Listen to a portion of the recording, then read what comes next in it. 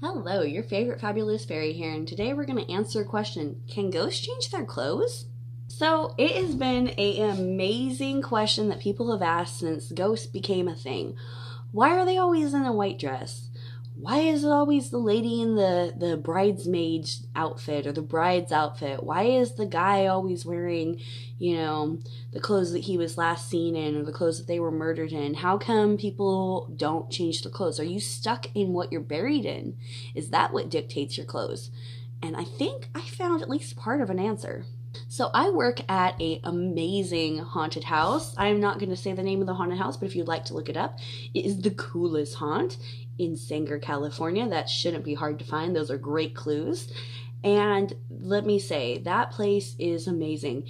It has relics and history from all over. There are props from different haunted houses. There are props from actual institutes and insane asylums.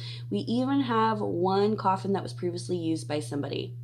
I mean, there's a gurney that people used to do real autopsies on. There is all sorts of things in this haunted house that were really used by people that really have energy on them.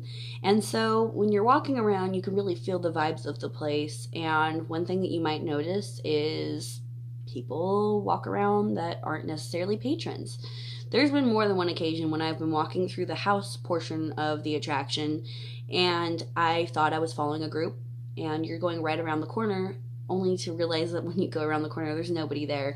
And being somebody who knows the ins and the outs and the back passages of the place, there's absolutely nowhere for them to go. They must have been 4 feet in front of you. For them to have disappeared like that is literally impossible.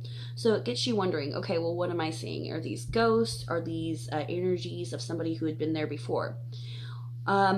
I started noticing this boy, and he was very tall. He wasn't very old. I'd say anywhere from 16 to 19, but no older than 19. He had hair down to about his shoulders. It was brown, really lush, thick hair.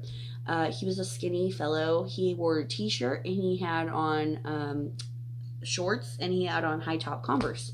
And you could tell that they were high-top Converse because you could see the all-star symbol on the shoe. I had seen this person so many times it's not even funny. Now, when I say see them, I'm saying I'm seeing them as if they're all in gray or white, outlining image with all the important parts highlighted. So you could see where the shorts started and stopped. You could see the Converse, the all-star on the Converse shoe. You could see how tall the person was. You could see most of their face. And you would just see them, like, sometimes they'd be up against a prop, sometimes they'd be walking, all this and that. Well, one season, one of my best friends, Spam, took a picture of our friend Lisa. And Lisa was, like, kind of bending over, getting into one of her bags while groups were, in between groups. Spam took a picture of her.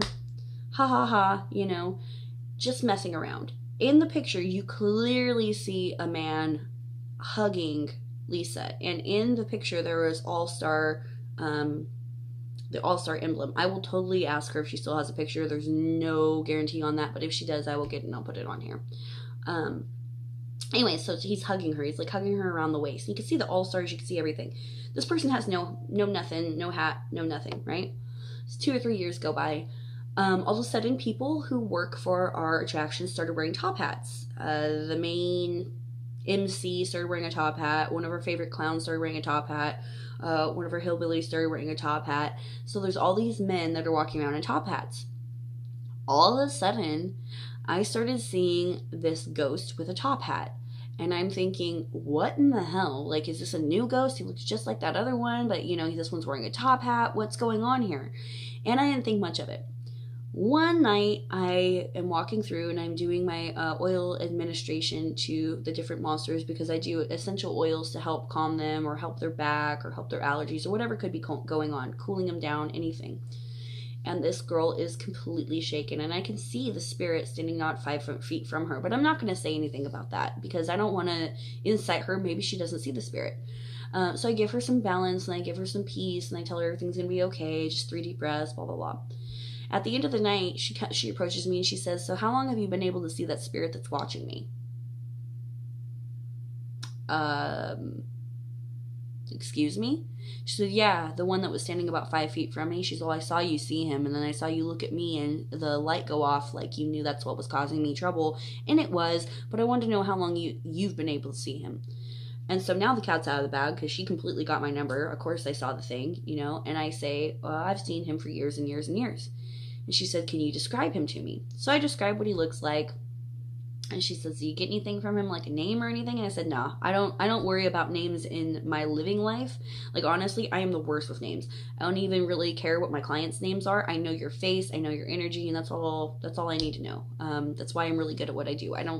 Names don't need, they just don't, okay? So I was like, no, I don't know what his name is. Sorry about that. She was like, I know his name. His name is Michael. And I'm thinking, his name is Michael? Okay, how do you know that? She says, he was my cousin. He died on a motorcycle. He was 19. There's an S-curve right on Central, and he died on that S-curve. Well, that's like a good quarter mile away from where the place I work is. Yeah, you take that S-curve to get there. But from what I've seen, people who die on the side of the road, they stay on the side of the road. If you die in a car accident or whatever, you kind of stay where you're at, right? That's what we all think. This guy supposedly had been to our attraction before he had died, so he knew it was there. He loved that place, she said. And when he died, it was, died on impact. I guess his spirit decided to go to where we work. And so that was really amazing. And I asked her, do you have any pictures of him? And she pulled up pictures. Sure enough, it was the thing I was seeing. And I was like, and the top hat? And she's like, I think he just likes the top hats that everybody's wearing. So the fact that I had seen this ghost for years of my life, never wearing a hat. And then the fact that all of a sudden our people who work there start wearing a top hat, he decides, you know what? I want a top hat too. He gets himself a top hat. Absolutely blew my mind.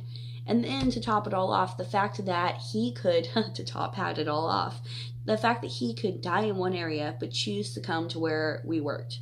So that tells us two things. One, when you die, you can change what you look like. That's up to you. And two, you're not stuck where you die. At least in this case, he wasn't. Maybe that's a mental thing. Maybe that's a person-by-person case. But in this case, we found out if you're a ghost, you can change what you look like. And you can change where you're at. So that was pretty cool. All right, that's all I have for you right now. Like, share, subscribe. Visit me at thefairyshaenna.com. Become a Patreon. Suggest videos. Anything else that I'm missing, throw it in there. And I love you all so much. Bye.